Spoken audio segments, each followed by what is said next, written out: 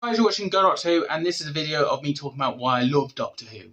I've been a massive fan of Doctor Who since I was 6 years old, and yeah, I'm explaining why I love it so much and why it's such a brilliant show. And yeah, this is what it is. So I started Doctor Who when I was 6 years old. I remember this. My granddad was like, because he used to record his own shows, make his own DVDs, and I have them now because he's sadly passed.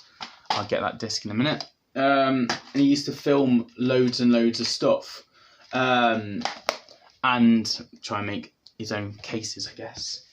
With that interplay, he told me when the advert at the end of the episode and the beginning of the episode, tell me and I'll cut it. And I'd go, "Grandad," and he'd go along and he'd cut the disc, stop recording, and then start recording again, sort of thing like that. And he had to do something, so he told me to go and watch this Doctor Who episode and tell him when the end of the episode and the start of the episode is. And this was Doctor Who, and it was the Cybermen two-parter, the parallel Earth between two Mickeys, Rose seeing her dad from a different universe, and Cybermen attacking. And I remember, as a kid, "You will be deleted, but this is a surrender. You will be deleted," and this is a surrender, and the ending. I remember that, and that, boom. It was so awesome. I loved it, and it caught me. It caught my eye, and I've been a fan ever since 2006. And growing past that throughout the years, there used to be so many figures I used to collect. I've lost them all now. So many trading cards, and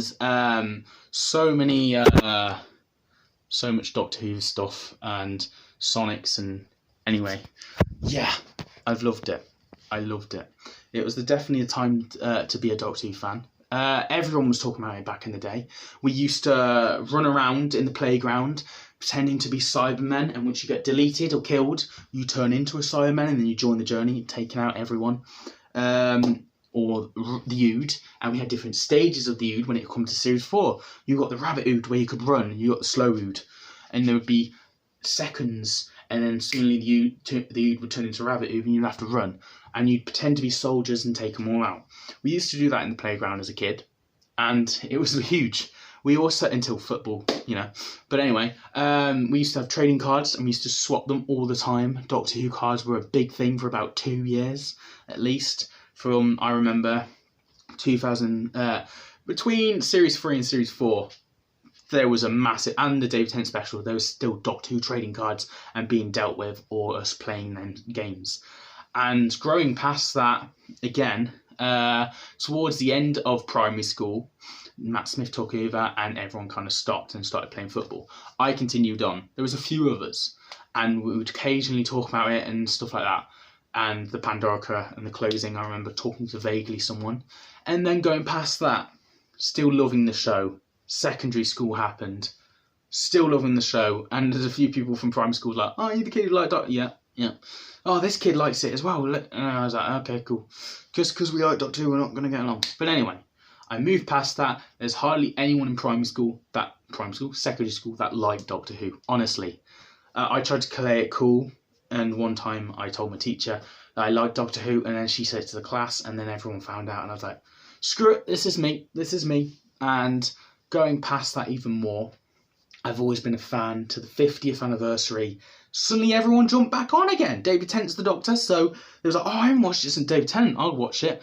And then there was someone sleeping around someone's house, and then he was like, "Oh, can we watch Doctor Who?" And he's like, "No." And he's like, come on. And then I heard, it was just in the air. Everyone was talking about it. And it was so good that time again, and then its 50th ended, and then everyone stopped again. I watched the 50th with my granddad and my nan, I watched with my granddad and my mom, and we went to the cinema and we watched it in 3D. And I've still got the ticket somewhere. I can find it really quickly. Ow! I just stood on something. I don't think I'll be able to. That one. That's the ticket. Anyway. That is my cinema ticket for the 50th anniversary. It's 10 years old. It's fading, but awesome. I still capture it. We watched it in the cinema. It was awesome. It was so full. I didn't think there was that many Doctor Who fans in my town anymore. And then there was there was a mom behind him going, "Do you know who that is? Yeah, it's a new Doctor," because Peter Capaldi appeared out, and everyone going, "Oh!" when Tom Baker come and stuff like that. It was so epic, and all the Doctors, and it was joyous. And then it come through the Peter Capaldi era, and everything died again. There was hardly anyone there, and I was just like, and one day there was a kid, and I heard the zzz, Sonic noise, Matt Smith, Sonic. And he was like, "Oh, Mum, Doctor Who's on today." And it was series 10 of Doctor Who. And I remember I was like, oh, there's a kid, an actual small kid, like in Doctor Who. It made me, it's like, hopeful for the show. I felt like I was becoming a man on his own sort of thing. And then I went to what's it called, sixth form. Yes, I went to sixth form, and we got basically someone who used to like Doctor Who from Ireland, and we talked about it. I tried to convince him on, and I found someone else who liked Doctor Who, and we started talking a lot more. And there was this guy who was like, "Doctor Who, what's that?" He never saw it before in his life. Convinced him to watch it, and he watched series 1 to series 7. He'd been watched it all in a couple of weeks. He was like, "Oh yeah, I like Doctor Who," and he's involved in the convo, and it's like, we hooked another one. And I was like, yes. Moving past that, I met a mate who's been on the channel quite a lot, Ben. You might recognise him. We talked about Doctor Who, and we've been Doctor Who fan. I've made him watch every series. He sometimes likes to dip out, but I kind of forced him on track. So then, as soon as an episode ends, I review it on here, and then I call him up, and we talk about it. And that's how it goes. But yeah. Then from that, we went to college, and I met a few occasional Doctor Who people, but that's it. And then I had this channel, and I went Comic-Con, and I met so many more. And people have come up to me throughout this, asking me advice because they've seen my Comic-Con videos, and asked what's the best thing to do this way, or how do you record talking to celebrities, or what's the way best to react. And this channel has been huge for me for talking to other Doctor Who people on Twitter, or just talking to other YouTubers that do Doctor Who, and having that expansion and getting that opinion together. That's kind of my life up to this point. I love Doctor Who. It's always been there for me. Sort of from when I was 8 years old and I got put into foster care. The show's definitely about change. It's definitely about changing all the time, I think, and life definitely did with me with Doctor Who. But Doctor Who was always there. My life completely changed when I got put into foster care. 18 years old, moved into my own place. Moved into this one in 2020, and officially on my own. Doctor Who's always been there. If I'm up and down, that's the show to watch and to get me in the mood for hype, or when I'm upset, or it's just been there for me. David Tennant was definitely my father figure growing up, of such, and also my granddad. But then you also have elements of that with basically growing up. David Tennant was my childhood. Then Matt Smith was my foster stage when I was fostered, and then Peter Capaldi was there up until when I was in sixth form, and then Jodie Whittaker was my college years, and now that's kind of ended, and I'm into my own jobs and doing my own job and stuff. David Tennant's back again from my childhood. It's like, what? And then going from that, now Ncuti is my adult Doctor. I am officially an adult with my own jobs and Ncuti is my Doctor for adult. It's kind of stages of every Doctor changing.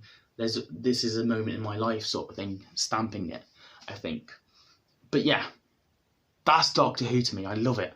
I think it's about acceptance, and you shouldn't be excluding anyone. If you're excluding anyone, then you're missing what the Doctor stands for.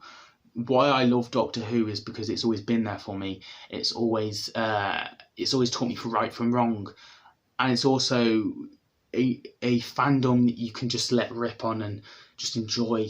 As much as there is negativity, you can enjoy it, and just, yeah, Doctor Who's always been there. It always will, and it's why I love the show. And yeah, this has been a long video, but this is kind of what Doctor Who means to me in my life.